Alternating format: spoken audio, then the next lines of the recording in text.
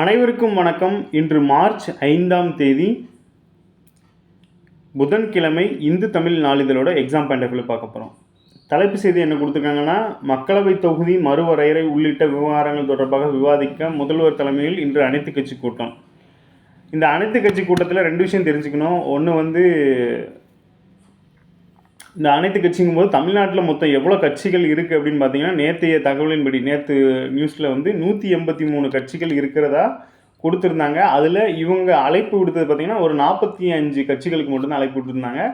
மீதியெல்லாம் சின்ன சின்ன கட்சிகள் அப்படிங்கிறதுனால சொல்லலை அப்படிங்கிற மாதிரி தான் இருந்துச்சு.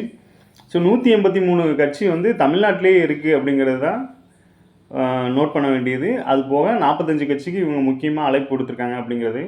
ஸோ மக்களவை தொகுதி மறுவரையறை, இந்த மக்களவை தொகுதி மறுவரையறை பொறுத்தளவில் ஆர்டிக்கல் என்ன சொல்லியிருப்பாங்கன்னா, 327 பார்த்திங்கன்னா அந்த தொகுதிகளோட எல்கைகளை பற்றி சொல்லியிருப்பாங்க. ஸோ அந்த எல்கைகளை வச்சு தான் இந்த மறுவரையறையும் செய்கிறாங்க அப்படிங்கிறது. ஸோ அந்த ஆர்டிக்கலையும் தெரிஞ்சுக்கோங்க. 327 கொஞ்சம் நோட் பண்ணிக்கோங்க. இந்த நியூஸ்லேருந்து இந்த 2 டேட்டாவை எடுத்துக்கலாம். அடுத்ததாக பார்த்தோன்னா,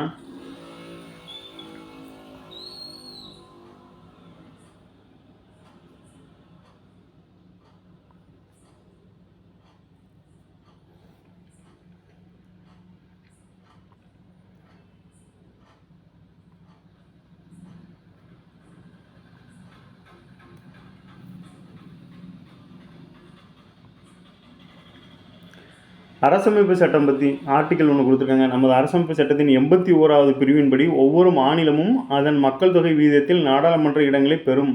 இந்த இடங்கள் 10 ஆண்டுக்கு ஒரு முறை வரையறை செய்யப்படும். அவ்விதமே 1951, 61, 71ஆம் ஆண்டுகளில் நடந்த மக்கள் தொகை கணக்கெடுப்பின் அடிப்படையில் மறுவரை நடத்தப்பட்டது. என்ன சொல்கிறாங்க அப்படின்னா, ஆர்டிக்கல் 81 படி பார்த்திங்கன்னா, மாநிலமும் அதன் மக்களவை தொகுதியின் வீதத்தில் நாடாளுமன்ற இடங்களை பெறும் அப்படிங்கிற மாதிரி.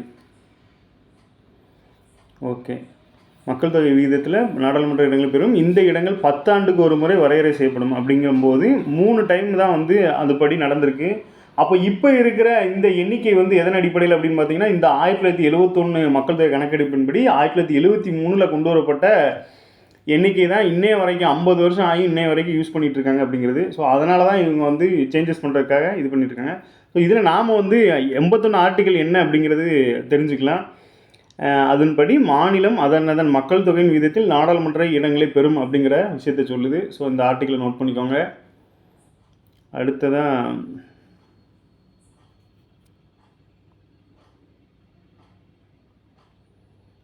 கீழே 2 ஆர்டிக்கல் கொடுத்துருக்காங்க. இது கட்டுரைகள் வேறு கான்செப்டாக இருந்தால் கூட, வேறு கான்செப்டாக இருக்காது, ஒரு மாதிரி எழுதியிருப்பாங்க. இருந்தாலும் நமக்கு என்ன எக்ஸாம் பாயிண்ட் ஆஃப் வியூவில் வரும் அப்படிங்கிற மாதிரி பார்த்துக்கலாம்.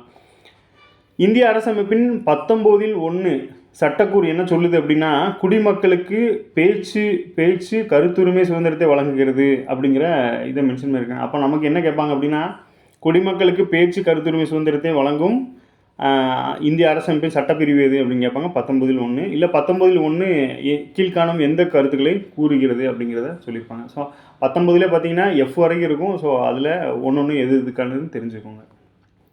அடுத்ததாக இங்கே இன்னொரு ஆர்டிக்கல் கொடுத்துருக்காங்க. இந்திய அரசியலமைப்பின் 21(A) என்ன சொல்லுது அப்படின்னா, குழந்தைகளுக்கு இலவச கட்டாய கல்வி வழங்குவதை உறுதிப்படுத்துகிறது. குழந்தைகளுக்கு இலவச கட்டாய கல்வி வழங்குவதை இது உறுதிப்படுத்துகிறது. அப்போ இதை கொஸ்டினை ஃப்ரேம் பண்ணுங்கள்.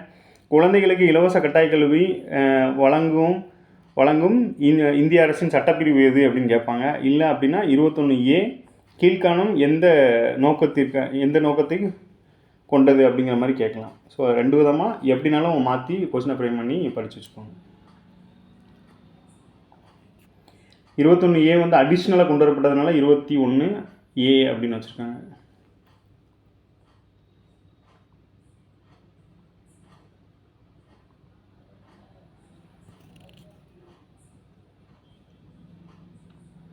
இங்கே ஒரு டேட்டா பாருங்கள். 2030 $1 trillion பொருளாதாரம் சாத்தியமில்லை அப்படின்னு சொல்லி ஒரு அறிக்கை கொடுத்துருக்காங்க. ஆனால் நமக்கு என்ன அப்படின்னா, இது சாத்தியம் இல்லையோ ரெண்டாவது, பட் நமக்கு எக்ஸாம்பிள் என்ன கேட்பாங்க அப்படின்னா, தமிழக அரசு எந்த வருடத்தை இலக்காக கொண்டு $1 trillion பொருளாதாரத்தை வந்து இலக்கை கொண்டு செயல்படுறாங்க.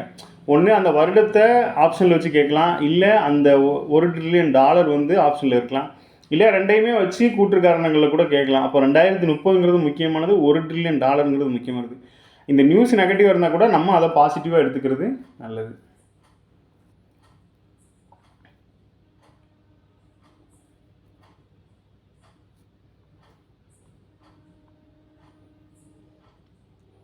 இங்கே ஒரு ரிப்போர்ட் கொடுத்துருக்காங்க. என்ன அப்படின்னா, வரும் 2047க்குள் இந்தியா வளர்ந்த நாடாக மாற வாரணாசி முன்மாதிரியாக கொண்டு திட்டங்களை அமல்படுத்த வேண்டும் அப்படின்னு சொல்லி நிதி ஆயோகோட துணைத் தலைவர் சுமன் பெரி வந்து தகவல் தெரிவிச்சிருக்காரு.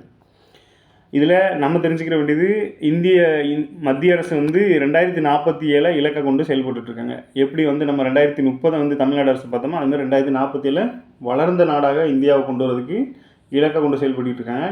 அப்போ நிதி ஆயோகோட துணைத் தலைவர் யாருன்னு பார்த்தீங்கன்னா சுமன் பெரி அப்படிங்கிறவர் தான் நிதி ஆயோகோட துணைத் தலைவர். இதில் என்னென்னா, முன்மாதிரி திட்டங்கள் நிறைய அங்கே அந்த தொகுதியில் வந்ததுனால அதை வந்து மேற்கோள் காட்டியிருக்காங்க. ஸோ இதில் நாம் தெரிஞ்சுக்கிற வேண்டியது, நிதி ஆயோகோட துணைத் தலைவர் சுமன் பெரி இந்தியா வந்து வளர்ந்த நாடாக 2047 இலக்கை கொண்டு செயல்பட்டுருக்காங்க அப்படிங்கிற 2 விஷயத்தை தெரிஞ்சுக்கணும். அப்பப்போ இந்த நிதி ஆயோகோட ரிப்போர்ட்டு, அப்புறம் பார்த்திங்கன்னா உலக வங்கி, அப்புறம் ரிசர்வ் வங்கி, இவங்கெல்லாம் ரிப்போர்ட்டு வெளியிடுவாங்க. அதை அப்பப்போ பார்த்துக்கிறது நல்லது. ஸோ இன்றைக்கி அதிகமாக நியூஸ் இல்லை, சிம்பிளாக தான் இருந்துச்சு. ஸோ நன்றி, மீண்டும் நாளை சந்திப்போம்.